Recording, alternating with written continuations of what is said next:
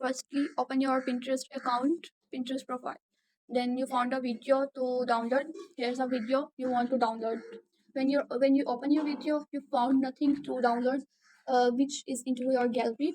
Okay, and then go to the Play Store, and here you can search Pinterest Saver and Pinterest Downloader.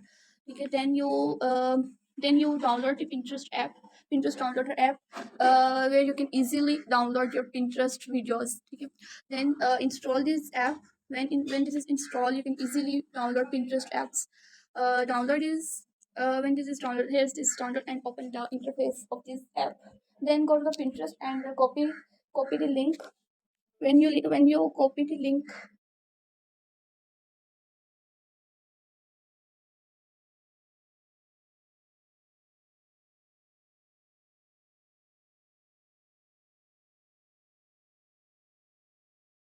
copy the link of the video, copy link, and then to the paste to the app search paste bar.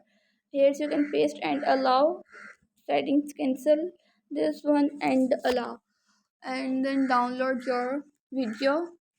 Here's This is the download option, download, and you can download this video. Here is a file where is downloaded and drag it into the gallery. Chalo.